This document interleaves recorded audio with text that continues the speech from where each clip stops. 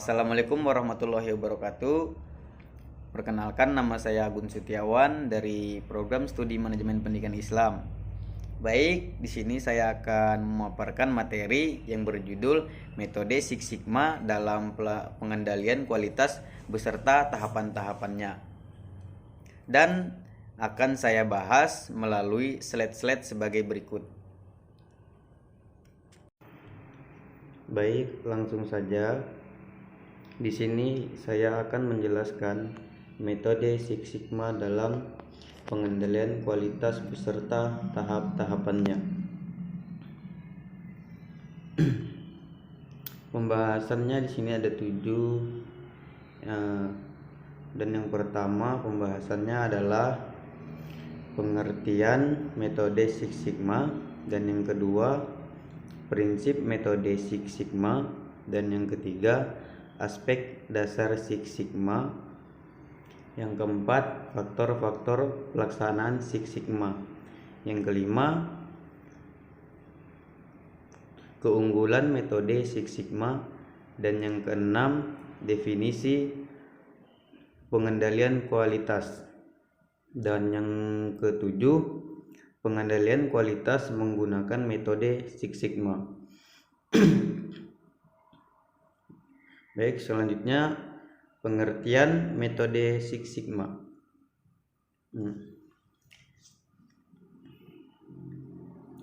Six Sigma merupakan metode pengendalian dan peningkatan kualitas yang sudah ditentukan oleh perusahaan Motorola dari tahun 1987.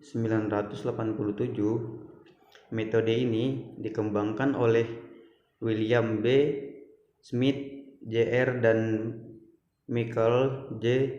Harry pada tahun 1981. Six Sigma terdiri dari dua kata, yaitu Six yang berarti 6 dan Sigma yang berarti sebuah simbol atau lambang standar deviasi dalam statistik yang melambangkan kemampuan suatu proses dan ukuran suatu nilai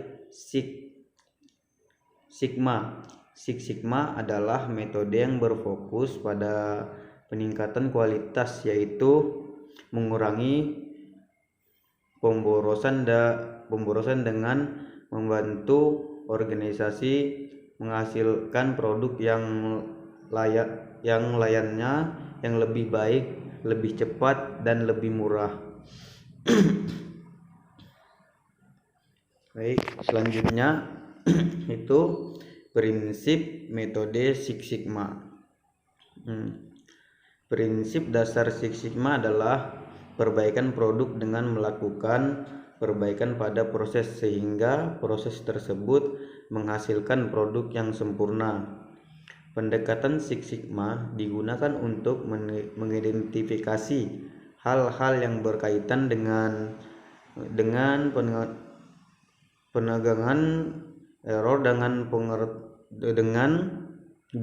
pengerjaan ulang produk akan menghasilkan biaya, waktu, mengurangi peluang mendapatkan pendapatan, mengurangi peluang mendapatkan pendapatan, dan mengurangi kepercayaan pelanggan. Selanjutnya aspek dasar Six Sigma. Dalam aspek dasar Six Sigma terdapat 6 aspek utama yang perlu diperhatikan oleh manajemen yang ingin menerapkan konsep Six Sigma, yaitu yang pertama, benar-benar mengutamakan pelanggan. Yang kedua, manajemen yang berdasarkan data dan fakta. Yang ketiga, fokus pada proses manajemen dan perbaikan. Yang keempat, manajemen yang proaktif. Yang kelima, kolaborasi tanpa batas. Dan yang keenam, selalu mengejar kesempurnaan. Selanjutnya yang keempat, faktor-faktor pelaksanaan Six Sigma. Dalam faktor-faktor penting dalam pelaksanaan Six Sigma ini ada beberapa di sini. Yang pertama itu dukungan dan top level. Yang kedua, tim yang hebat. Dan yang ketiga, ringan yang berbeda dengan yang pernah ada. Yang keempat, alat ukur yang baru. Yang kelima, tradisi perusahaan yang baru, yaitu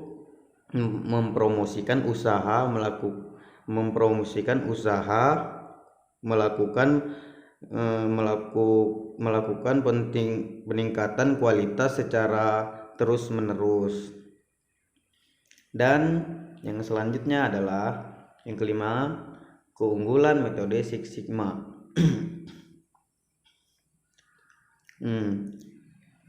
Six Sigma sebagai program kualitas juga sebagai tool untuk pemecahan masalah. Six Sigma menekankan aplikasi tool ini secara metodis dan sistematis yang akan dapat menghasilkan terobosan dalam peningkatan kualitas. Metodologi yang sistematis ini bersifat generik sehingga dapat diterapkan baik dalam industri maupun manufaktur maupun jasa. Keuntungan dari penerapan Six Sigma berada untuk tiap perusahaan, yaitu berada pada setiap perusahaan yang bersangkutan, tergantung pada usaha yang dijalankannya.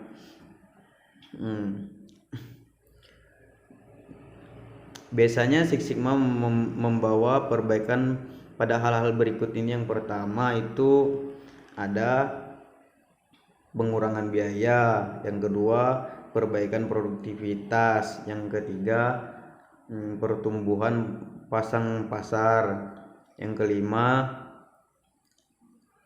retensi pelanggan, dan yang kelima pengurangan waktu siklus, yang keenam pengurangan cacat, dan yang ketujuh itu yang terakhir pengurangan waktu siklus. Baik, selanjutnya definisi pengendalian kualitas. Yang keenam, sini menurut bahwa pengendalian merupakan kegiatan yang dilakukan untuk menjamin agar kegiatan, produk, dan operasi yang dilaksanakan sesuai dengan apa yang telah direncanakan, sehingga apabila terjadi penyimpangan maka penyimpangan tersebut dapat dikoreksi dalam harapan yang ditentukan bisa tercapai.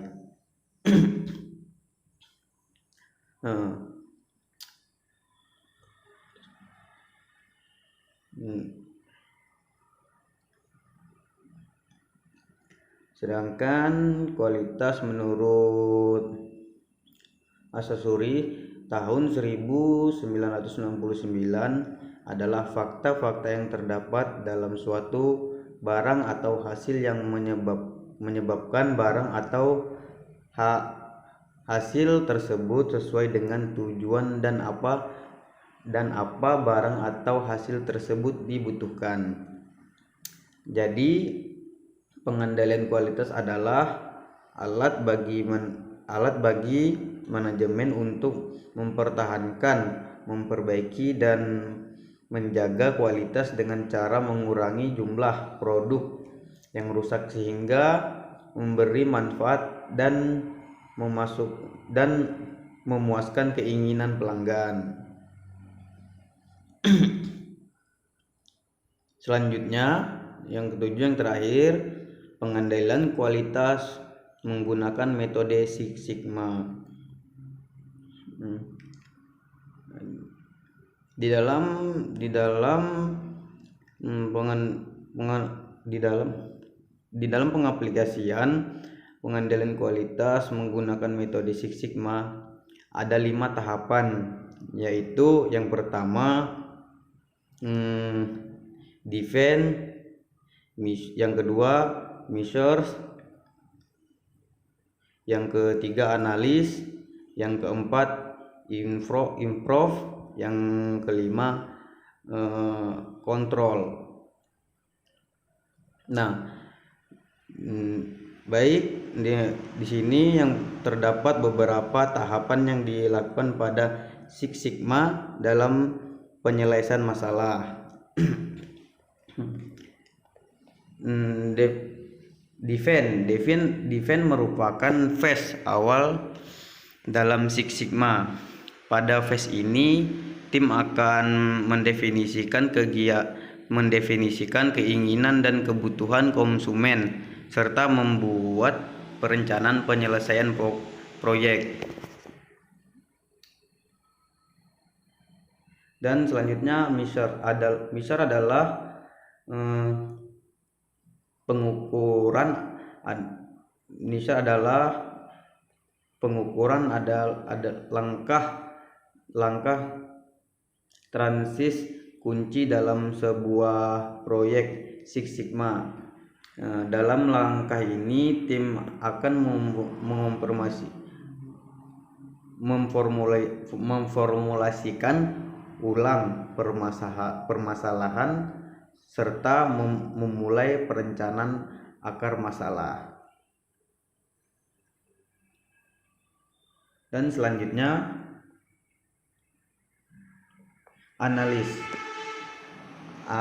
analis bertujuan untuk mencapai dan analisis terhadap hal-hal mendasar root cause yang menyebabkan terjadinya variasi pada sistem atau proses yang berpotensi menimbulkan defect. Yang ketiga, yang selanjutnya yang keempat improve. Tujuan phase improve adalah untuk mencari dan mengimplementasikan solusi yang akan menganalisis penyebab masalah, menurunkan variasi proses dan mencegah terulang lagi terjadinya kejadian yang sama. Terus yang terakhir, yang kelima, kontrol. Tujuan phase control adalah memastikan bahwa pelaksanaan implementasi, pengukuran pengumpulan performa proses dan dokumentasi hal dapat berjalan secara lancar dan efektif. Baik, terima kasih. Mungkin itu saja yang bisa saya jelaskan. Kurang dan lebihnya saya mohon maaf. Allahumma fiq ila aqimatorik. Assalamualaikum warahmatullahi wabarakatuh.